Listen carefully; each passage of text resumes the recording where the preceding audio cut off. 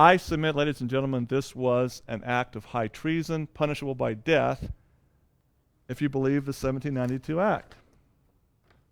Clearly states you can't debase the coinage. If you do, death, firing squad, hanging, I don't care. What did Johnson do when he took over? This is an amazing video. Here's Johnson. Jacqueline's there to his left. Lady Bird, his wife, is to the right. Right behind and to the right of Lady Bird is Congressman Albert Thomas, with deep ties to these federal bankers, these bankers of Goldman Sachs. He takes the oath of office, and then he immediately, after he lowers his hand, he turns to Thomas. Johnson turns to Thomas, and there you see Thomas giving him a wink. And when he winks, Johnson just grins from ear to ear, beams.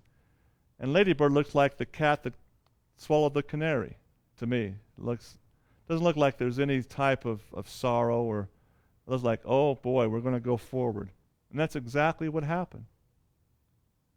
Did you know, ladies and gentlemen, that in 1792, as required by the Coinage Act, the price of silver on the open market, because it was pegged to the dollar, was $1.29 an ounce.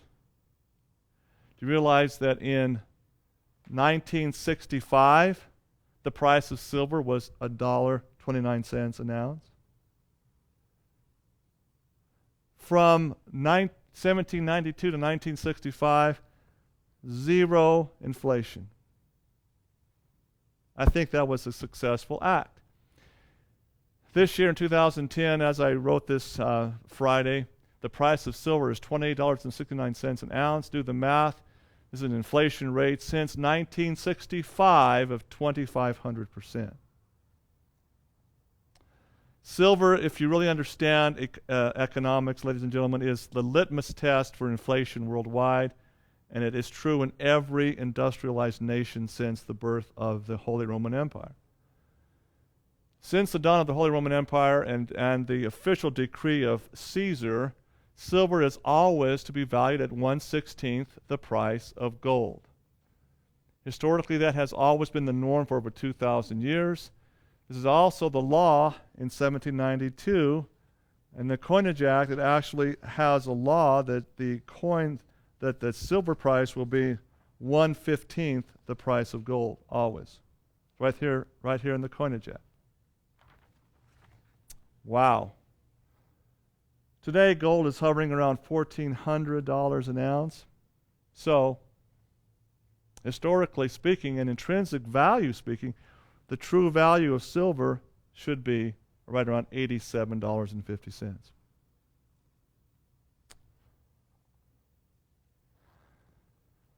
Here's a Time magazine cover. Mr. Fowler, Henry H. Fowler, the architect of what happened under Johnson. Fowler was the Undersecretary of the Treasury under Kennedy. Now this is amazing. We see that Fowler was employed by the note payable brokerage kings since 1880, Goldman and Sachs. He was a broker for them, worked for them, until he got tabbed to come in as work in the Treasury. I submit he was the Rothschild cartel's mole in the Kennedy cabinet. Immediately after the swearing in of LBJ elevated Fowler, Henry Fowler, to the top position as treasurer. The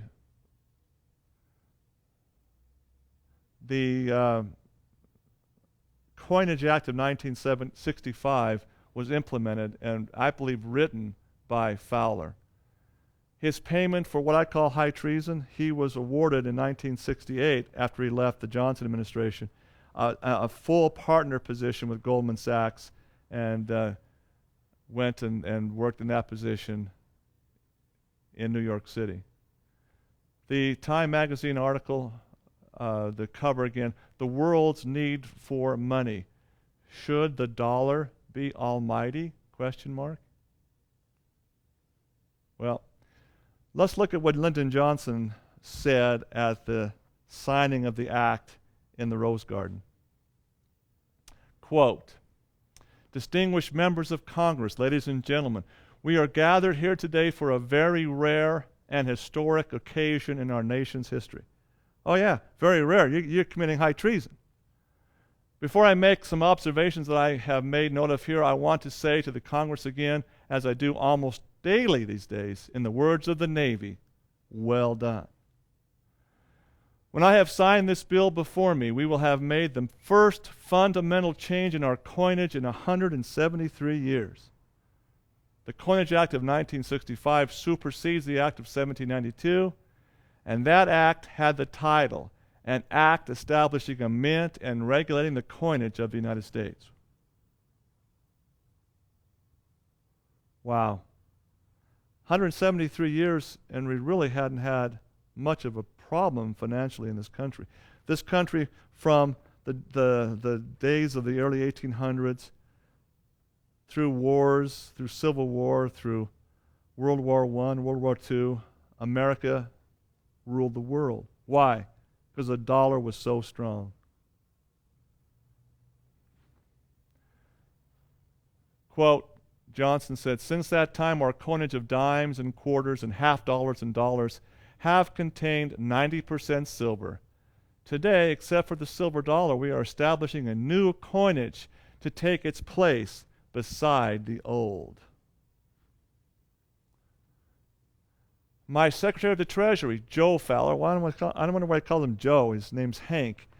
Joe Fowler is a little stingy about making samples, but I have some here.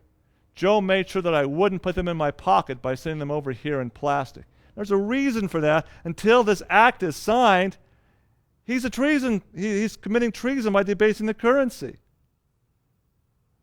He has to sign that first before Johnson even wants to show people in the media the new coins. Actually, no new coins can be minted until this bill is signed. Yeah, really? You're going to want to go get a firing squad? So these strikes, as they are called, are coins that we will never use. On one side is our First Lady, Martha Washington. On the other, a replica of Mount Vernon. The new dimes and the new quarters will contain no silver. They will be composites with faces of the same alloy used in our 5-cent piece that is bonded to a core of pure copper. The worthless little nickel, ladies and gentlemen. They will show a copper edge. Now get this. Our new half dollar will continue our silver tradition. 80% on the silver on the outside and 19% silver on the inside. It will be nearly indistinguishable in appearance from our present half dollar. If that isn't treasonous right there against the Coinage Act and the debasing of the currency. All these new coins will be the same size and will bear the same designs as do their present counterparts. And they will fit all the parking meters and all the coin machines and will have the same monetary value as the present ones. First lie. The lie meter should come up right there. You mean to say silver and base metals are the same, Johnson? Did America buy that? Where was everybody in I know where I was. I was in second grade. Where were our representatives? Here's more of his remarks. Now, all of you know these changes are necessary for a very simple reason. Silver is a scarce material. Yeah, that's why it's valuable. Our uses of silver are growing as fast as our population and our economy grows. The hard fact is that silver consumption is now more than double new silver production each year. So, that means it buys more. It's more valuable. So in the face of this worldwide shortage of silver and our rapidly growing need for coins, the only really prudent course was to reduce our dependence upon silver for making our coins.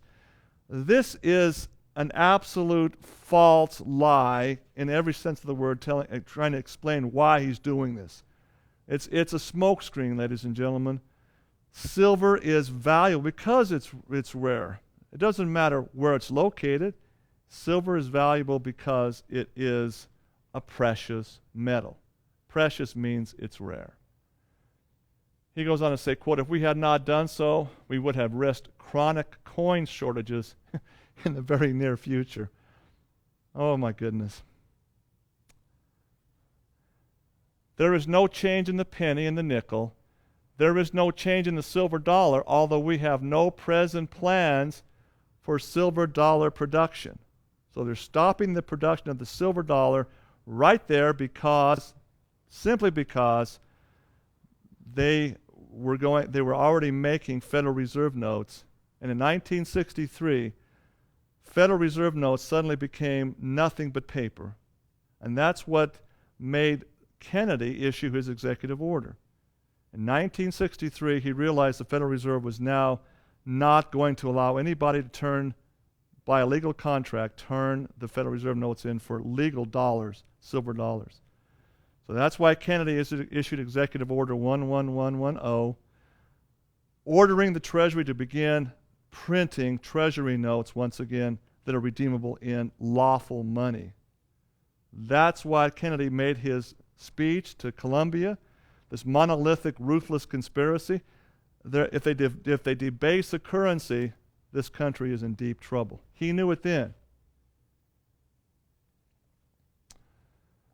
Okay, here's LBJ continuing his remarks in the Rose Garden. "Some have asked whether our silver coins will disappear. The answer is very definitely no. Our present silver coins won't disappear, and they won't even become rarities." Now get this. We estimate that there are now 12 billion, I repeat, more than 12 billion silver dimes and quarters and half dollars that are now outstanding. We will make another billion before we halt production, and they will be used side by side with our new coins. He just got through telling us the silver was rare and they couldn't make enough coins. Now he's saying they're going to make another billion because they have silver available to do it. Since the life of a silver coin is about 25 years, we expect our traditional silver coins to be with us in large numbers for a long, long time. If anybody has any idea of hoarding our silver coins, let me say this. Treasury has a lot of silver on hand. And it can be and it will be used to keep the price of silver in line with its value in our present silver coin. There will be no profit in holding them out of circulation for the value of their silver content. Where were the media on this when he had this press conference? He just got through saying that there was no silver, they had no silver, it was so rare, they were going to have a silver coin shortage. Now he's saying we have more than enough silver to keep it going so that you won't ever have to hoard these. There will be no rarities in these silver coins. He's talking absolutely out of both sides of his head. Unbelievable. So I call lying beep Johnson, LBJ, because it's so full of lies. He says, quote, "The new coins are not going to have a scarcity value either." The mint is geared to get into production quickly and to do it in a massive scale. We expect to produce not less than 3.5 billion of the new coins in the next year, and if necessary, twice that amount in the following 12 months. So we have come here this morning to do this, the first house of the land, and this beautiful rose garden, to congratulate all of those men and women that make up our fine Congress who made this legislation possible, the committees of both houses, the leadership in both houses, both parties, and Secretary Fowler and all of his associates in the Treasury. I commend the new coinage to the nation's banks and businesses and to the public. I think it will serve us well. Now I will sign this bill to make the first change in our coinage system since the 18th century. To those members of Congress who are here on this very historic occasion, I want to assure you that in making this change from the 18th century, we have no idea of returning to it. Why don't you just destroy the Constitution while you're at it there, LBJ? Let's not work the Constitution anymore either, because you're just destroying the whole foundation of the free republic. We are going to keep our eyes on the stars and our feet on the ground. Okay. Johnson followed the orders of this man while Kennedy refused. What is the order? Who is this? Man is none other than Mr. Mayer Amschel Rothschild, who used to be known as Bayer. He lived from 1773 to the year 1855. Notice on his chest is the blood-red Iron Cross of Bavaria. He said, quote, "Let me issue and control the nation's money, and I care not who writes the laws." You see the importance. You see the links where Kennedy was warning the students at Columbia about a monolithic, ruthless conspiracy. Give me control over the nation's coinage, in other words, over how it's minted and how it's produced, and I care not who makes these laws. It doesn't matter anymore, because I'll control them. And that's exactly what's happening. Did you know pure silver and gold coins across the world, ladies and gentlemen, are 100% inflation proof? They will always keep their purchasing power intact, even increase against any paper currency worldwide. And the basic law of economics 101, scarcity of these coins is good. It's a good thing. It's healthy for a true economy. Here's an example, and this is classic. I explain this so many times to people in my seminars. My father was a Korean War veteran, and he was wounded in action, spent 6 months or so on a hospital ship recuperating. He lost the use of his left arm. And when he had his release papers and his mustering out pay, he took his paychecks, and he told me the story. He was proud of it. He showed me his receipts and the pictures. He took his checks, came back to Utah, cashed them in, and he asked for $1,500 in silver dollars in bags. He just wanted to have dollars clinking around. He walked down the street, he says, clink, clink, clink. He was loaded down with these silver dollars. But he had them in bags. He felt like he was real rich. He went and wanted to buy the hottest new car that he could find. He went down to the dealership and purchased a brand new Studebaker sedan. Each Morgan dollar at the time that he turned in was a pure and honest ounce of silver that today is valued at around $28. What kind of vehicle could you purchase today if you had 1,500 Morgan silver dollars in your pocket? Do the math. 1,500 of those today at $28, $42,000 equivalent. And this was true even 10 years ago, ladies and gentlemen. Even though the price of the silver itself was done around $6 or $7, the numismatic value of the Morgans were always going to give you around $20 even 10 years ago.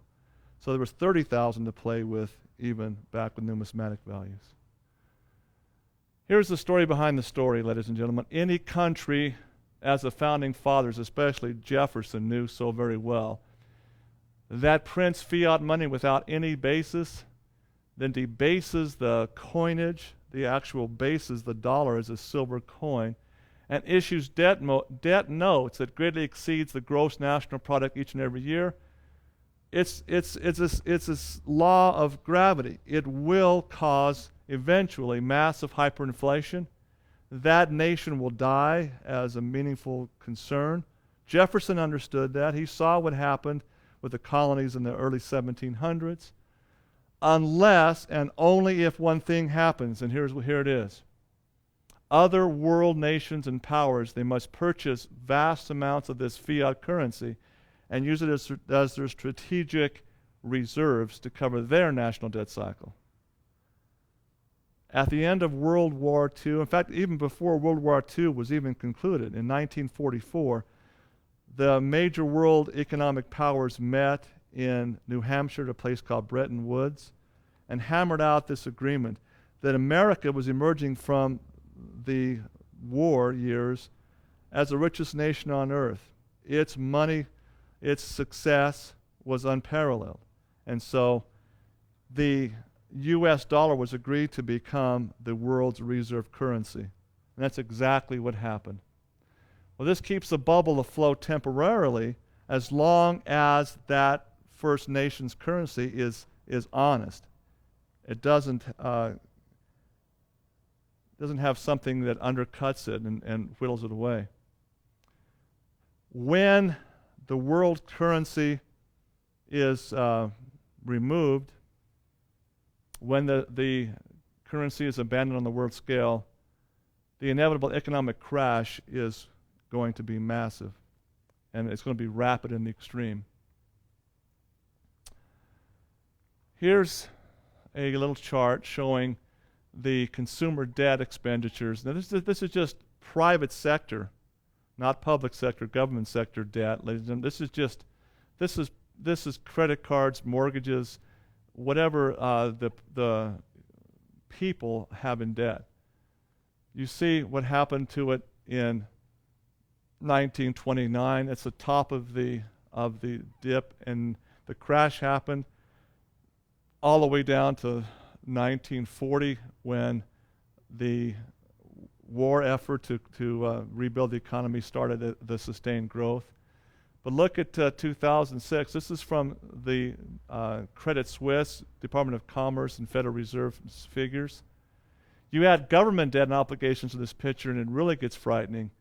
U.S. federal debt is well over $120 trillion, and that's before Obamacare takes event. So our chart is over 10 times greater debt than what we saw in 1929. That's the reality.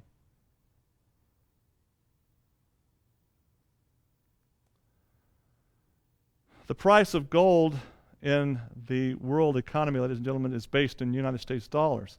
So is crude oil. Crude oil worldwide is based on USD.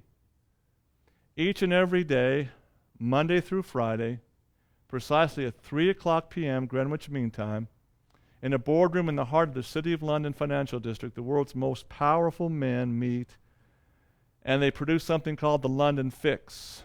They alone determine the spot price of gold, and of course, this is based in USD, again because the dollar is, and only because it's the world's reserve currency. This is a very real litmus test to know how exactly the USD is valued worldwide.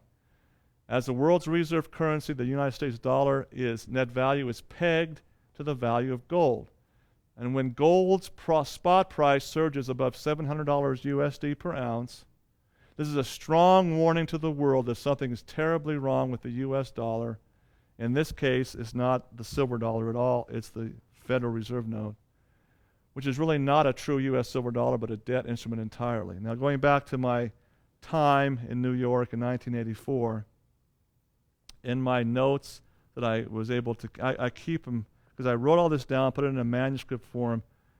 It was an 86-page manuscript. I call it the coming rush to liquidity. The coming rush to metals is the rush to liquidity. Volcker said and told us, he says, when you see USD pegged above $1,000, you'd better make sure you run. You run, don't walk to the precious metals. I never would believe it would go above 1,000. It's always been, the last 10 years, gyrating up and down. 1,400, and that, ladies and gentlemen, is absolutely conservative. Absolutely conservative, because you take the total amount of outstanding debt in U.S. dollars that the United States has sold and lent out to other countries.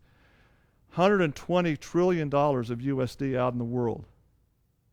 You got 5 billion ounces of gold, according to the precious metals commodity markets. 5 billion ounces. Do the math. USD outstanding in debt structures, in reserve currency shows an actual value of $20,000 USD per ounce of gold. Is that sinking in? 20,000 is where it should be if it was on a free market basis. But we have these governors of the 5 major banks, the Rothschild-controlled banks, sending the London Fix every day. It should be, honestly, 20,000 USD per ounce.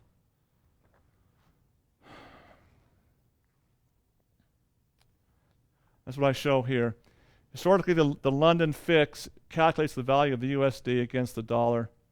After calculating U.S. gross domestic product ratios against outstanding debt obligations, It takes into account the purchasing activity of gold worldwide as opposed to the purchase of dollars worldwide.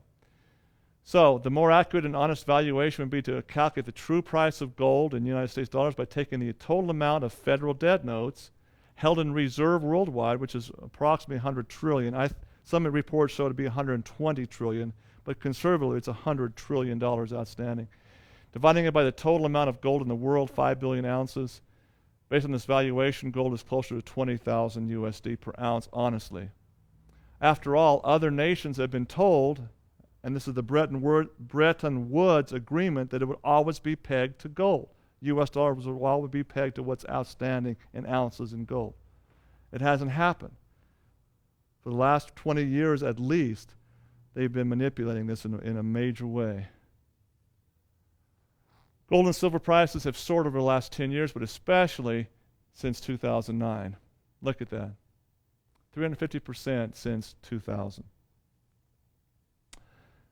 In 2008, when Barack Hussein Obama won the election, and in early 2009, the first official act of the administration was to have Hillary Clinton, Secretary of State, go to China. She went on a trade mission to China. And what was a secret, supposedly, but my sources told me that she basically made an arrangement that if China kept buying United States Treasury notes and U.S. dollars, they would back them by gold and by federal lands. Well, see what's happened. China, I guarantee you, the collapse in 2008 would have been much, much worse if China hadn't come in and propped up the dollar by buying a lot of it. But now, as of December, as of this month, China is dumping the dollar. They're dumping the securities. You're not going to see this on your news at all. You'll not see this until they've completed their divestiture. You won't see this until suddenly there's no way to hide it any longer, and the dollar's worthless. Did you know that the United States is the only country in the world that does not have to exercise strict tariffs and price controls in order to keep inflation controlled? We haven't done this since the end of World War II, since Bretton Woods in 1944. This is because Federal Reserve notes can be printed as needed to cover any and all shortfalls and trade imbalances. Federal deficits, don't worry about it, we'll print up more money. It's not a problem. This is only because United States dollars are traded and kept as the reserve currency worldwide. That's the only reason why. Suppose, for instance, Germany wants to buy oil from OPEC. They just can't send OPEC marks to pay for it. They have to buy dollars first and then trade the oil with German marks into dollars. China, Russia, France, Iran, and Japan, as of this month, actually it was in the last of November, agreed to begin divesting themselves of U.S. dollars and to replace the dollars with the Chinese yuan, and that will become this country's reserve currency. Now, the balance of trade with China, Russia, Iran, France, and Japan will basically force the other G20 nations to follow along with them. They will have to follow suit. OPEC nations will do the same thanks to the massive amount of new debt issued by Obama administration during the last 2 years. This is the biggest problem with the so-called TARP bailouts. Suddenly, the world has realized they're just printing money like crazy out there, and there's no basis for it. When Greece had their fiscal problems and they couldn't function as a country, who came in with more Federal Reserve notes to prop up Greece? The Obama administration. More money being put in to bail out Greece means, again, more of a whittling away of our power, purchasing power of the dollar. So this is the reasons why China, Russia, France, and Iran and Japan are have already dropped. If it's already done, they have dropped the dollar. I submit there's just no such thing as a free lunch. Debt always comes due sooner or later. That's exactly what Jefferson said. If you remember what I'd quoted before, he said, if you don't understand this, you'll wake up homeless on this continent that our fathers conquered.